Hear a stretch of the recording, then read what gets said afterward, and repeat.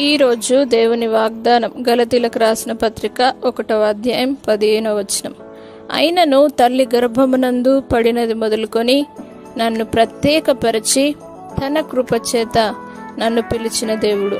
నా ప్రియ సహోదరులారా, మిమ్మల్ని ప్రత్యేకపరిచి తల్లి గర్భమునందు పడినది మొదలుకొని ఇంతవరకు ఆయన కాపాడే దేవుడు. ఆయన కృపచేత మిమ్మల్ని పిలిచిన దేవుడు కాబట్టి ఆయన అరచేతిలో మీరు చెక్కబడ్డారు.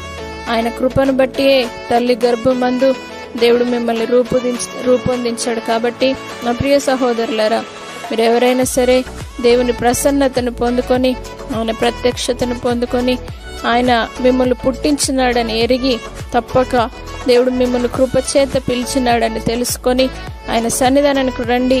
తప్పక దేవుడు మిమ్మల్ని ఇంకా ఆశీర్వదించి అనేక మేళ్ల చేత నింపి తన కృపలో భద్రపరిచి కాపాడునుగాక. ప్రార్థన.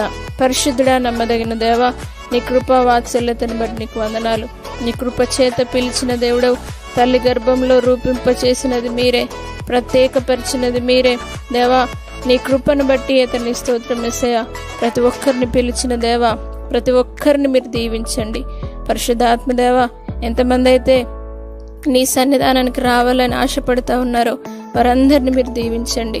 తల్లి గర్భంలో నుండి ఉద్భవింపజేసిన వాడా, ఇప్పుడే ప్రతి ఒక్కరి జీవితంలో నీ రక్షణ చేత నింపి నీ అద్భుత కార్యమును జరిగించి దేవా, నీ శక్తి చేత నీ కృప చేత నింపి బలపరచగలరని యేసు పరిశుద్ధ నామమును బట్టి అడిగి వేడుకుంటున్నాము తండ్రి.